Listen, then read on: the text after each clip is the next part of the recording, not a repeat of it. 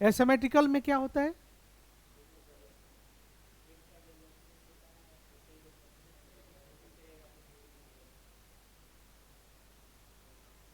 Asymmetrical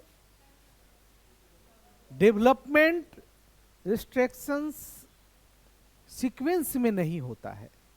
मतलब एक proper development के लिए कौन कौन सा जिम्मेवार है? बीपीडी है, एसी है, एफएल है, एसी है। चार।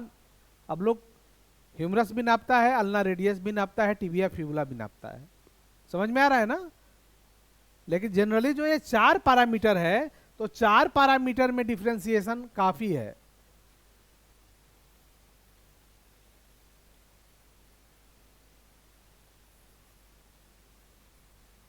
ये चारों पैरामीटर में डिफरेंशिएशन काफी है।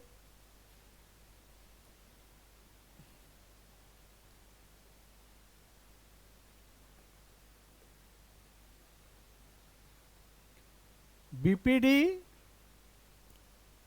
ये तो एलएमपी तो ऑलरेडी 36 वीक शो कर रहा है,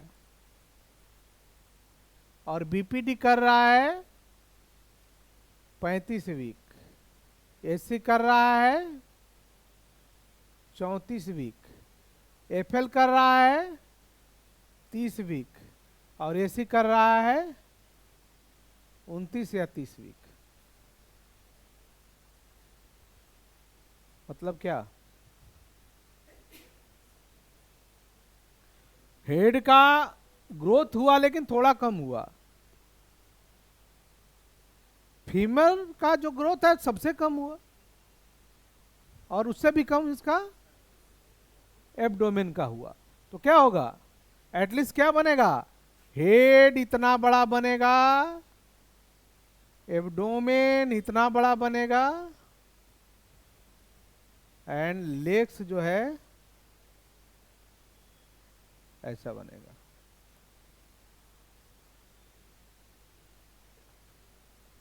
क्या होगा?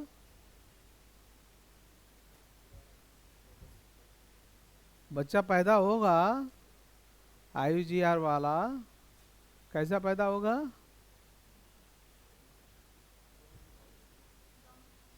या तो हेड छोटा होगा, एब्डोमेन बड़ा होगा, पैर छोटा होगा।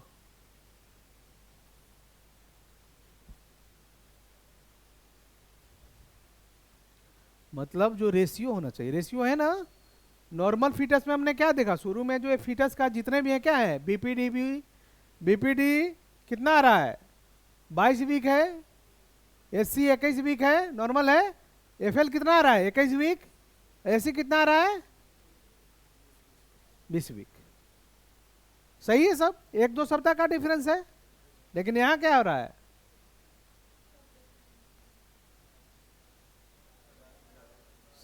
सब डिसऑर्डर है। जिधर का सप्लाई जहां मिला वो बढ़ा, जिसका सप्लाई। इसीलिए क्या देखना होता है? क्या देखना होता है? Cerebral arteries, umbilical arteries, uterine arteries, placental code arteries. Doppler में क्या देखा जाता है? सबका अलग अलग आर्टरीज का हम लोग सिस्टोलिक डायस्टोलिक देखते हैं ना। सिस्टोल देखते हैं ना, कि ब्लड का फ्लो है।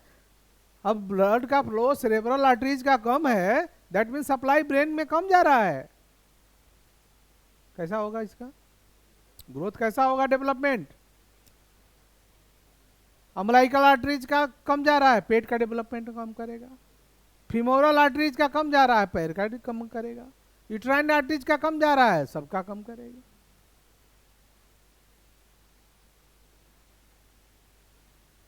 एब्डोमेन में हम लोग पढ़ते हैं ना, रीनल आर्टरी स्टेनोसिस। क्या है रीनल आर्टरी स्टेनोसिस?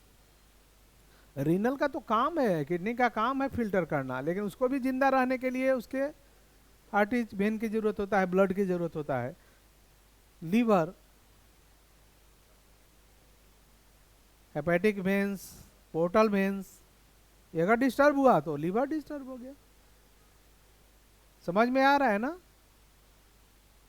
हमारा ऑर्गेन को भी जिंदा रहने के लिए उसको न्यूट्रिएंट चाहिए। तब वो प्रॉपर में फंक्शन कर सकता है। अगर वो भी डिस्टर्ब है तो सप्लाई चेन पूरा डिस्टर्ब है, तो कहाँ से ग्रोथ होगा? ग्रोथ होगा सिमेट्रिकल एसिमेट्रिकल डिफरेंशिएट अगर कर दिए तो और बहुत अच्छी बात है। आगे वाला डॉक्टर समझेगा कि नहीं है, आगे वाला को समझ में आता है कि सिमेट्रिकल आईयूजीआर और एसिमेट्रिकल आईयूजीआर है। आईयूजीआर किया, बहुत सारे लोग तो आईयूजीआर कर ही नहीं पाते हैं। हाँ क्यों नहीं, बीपीडी एससीएफएल नापोगी तो तुमको तो पता चलिए ना जाएगा कि बीपीडी और एससीएफएल में क्या डिफरेंशिएट है, सीक्वेंस में है कि ज्यादा डिफरेंस आ रहा है, ज्यादा डिफरेंस में आता है तो एसिमेट्रिकल, और डिफरेंस एक बराबर आ रहा है बट एलएमपी से ज्यादा डिस्टर्बेंस आ रहा है तो सिमेट्रिकल। यही तो करना है, करना क्या है? और सेकंड में लाइकर देख लेना है, अम्लाइकल को देखना है। दूसरा में क्या प्रॉब्लम आता है? Umbilical arteries and when. इसमें क्या हम लोग देखते हैं? Try capsid and by capsid. एक आर्टरीज एक वेन मतलब, एक आर्टरीज और एक वेन मतलब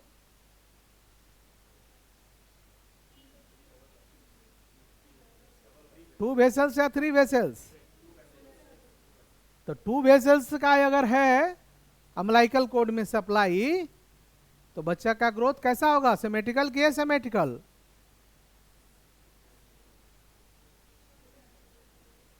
प्लासेंटा से न्यूट्रिएंट जाता है by umbilical cord. Umbilical cord को बेसिकली होना चाहिए कितना वेसल्स का? 4 वेसल्स। कहां से 3 वेसल्स, 2 वेन्स और एक, यहां है 2 वेसल्स। तो 2 वेसल्स में है तो आई सिमेट्रिकल आईयूजीआर का चांसेस बढ़ जाता है। ये भी एब्नॉर्मलिटीज है।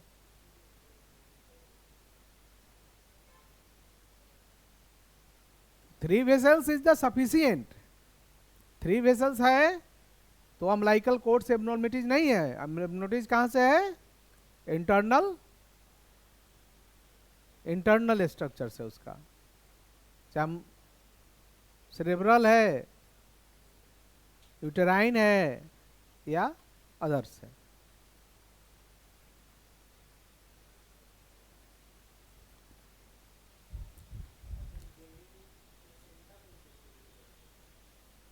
हाँ प्लासेंटा का ग्रेडिंग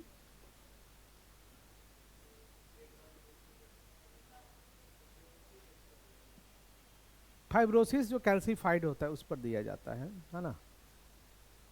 प्लासेंटा शुरू में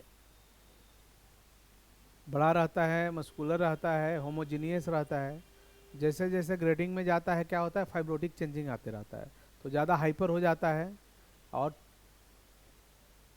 देते तो हैं एक्चुअली फाइब्रोसिस चेंजिंग देख करके, मैच्योरिटी देख करके, लेकिन एक एवरेज एज पॉइंट से वो उस तरह का आ जाता है। प्लासेंटा का मैच्योरिटी पर बात करेंगे। हाँ, एक प्लासेंटा भी एक बहुत बड़ा कारण होता है। किसी को प्लासेंटा, छोटा प्लासेंटा डेवलप किया, किसी को प्लासेंटल कैल्सिफिकेशन हो गया, किसी को रेट्रोप्लासेंटल हेमेटोमा शुरू से ही है, इफेक्टेड है प्लासेंटा, सप्लाई कहीं ना कहीं से डिस्टर्ब किया ना, तो फाइनली हमको यही देखना है। 2 सप्ताह तक का डिस्टर्बेंस है तो वहाँ देखोगे काउज ऑफ क्या है। 2 सप्ताह से अगर ज़्यादा आ रहा है तो देखो कि सिमेट्रिकल मोड में जा रहा है कि एसिमेट्रिकल मोड में जा रहा है। और आईयूजीआर में होगा तो सब डिस्टर्ब करेगा, तुम्हारा लाइकर भी डिस्टर्ब करेगा। देखना पॉइंट क्या है हमारा? प्लासेंटल कोड देखना है, लाइकर देखना है, प्लासेंटा का प्रॉपर साइज और ग्रेडिंग भी देखना है, पेशेंट के भी हालात देखना है। लगता है कि नहीं आईयूजीआर है तो आईयूजीआर में अब ज़्यादा इंतजार भी नहीं करना है, क्लियर कर देना है कि भाई आईयूजीआर है, और हो सके सर्वाइविंग रेट हो जाए। 32 वीक तक चला गया तो भाई निकाल करके उसको किसी तरह का सपोर्ट किया जा सकता है। इंटरनल डिस्टर्बेंस होगा तब तो फिर संभव नहीं है, लेकिन प्लासेंटल होगा, अम्लाइकल कोड से होगा या न्यूट्रिशन से होगा तो एक्सटर्नल दे करके बच्चे को। और किसी का बच्चा जो है किसी का बच्चा बहुत मैच्योर्ड भी हो जाता है, 4-4 kg का भी बच्चा पैदा होता है। किसी का बच्चा जो है फुल टर्म में भी 2 kg का ही हो जाता है ना। तो डिपेंड करता है।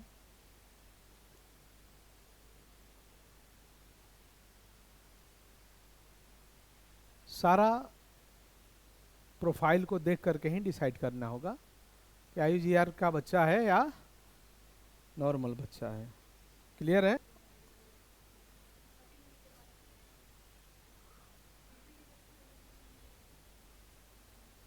देखो, कोई भी डिजीज जो है बहुत अर्ली स्टेज में, बहुत तुम ज्यादा समझदार हो, कोरिलेशन कैपेसिटी बहुत स्ट्रांग है, तभी समझ में आएगा। लेकिन एटलीस्ट जिस साइज हम लोग एनामलीज स्कैन करते हैं, एक आइडिया मिल जाता है। वेरिएबल में भी AFI हम लोग नहीं लेते हैं, लेकिन अनुमानतः पता चलता है ना कि भाई ये वेरिएबल है, 20 वीक में है तो लाइकर मिल रहा है, एक सफिशियंट लाइकर मिल रहा है हर एक चैम्बर में, हर एक चैम्बर में सफिशियंट लाइकर मिल रहा है। हटा दें इसको।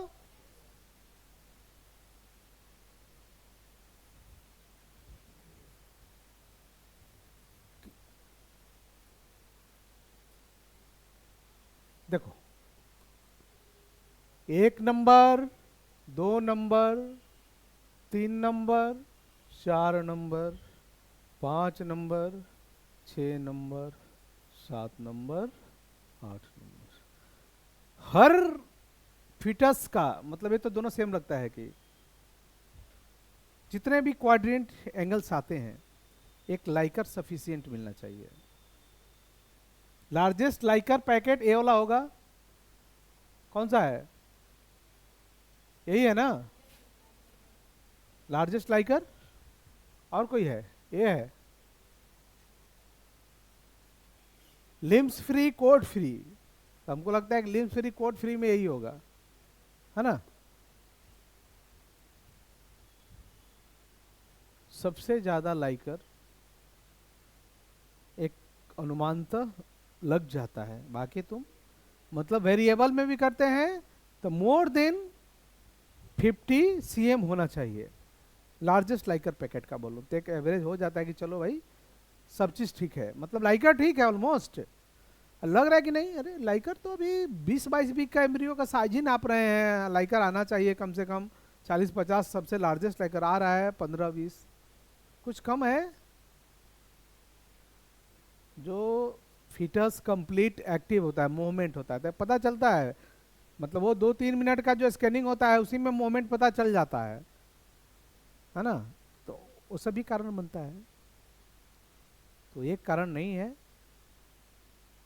एक एक्टिव फीटस के लिए हमारा लाइकर का भी उतना एडुकेट होना चाहिए, प्लासेंटा का भी वेल हेल्दी डेवलप होना चाहिए, अम्लाइकल कोड भी एकदम 3 वेसल्स कंप्लीट होना चाहिए, फ्लो उसके अंदर जो ब्लड हो रहा है वो कंप्लीट होना चाहिए, मोमेंट कंप्लीट एक्टिव होना चाहिए, तभी ना।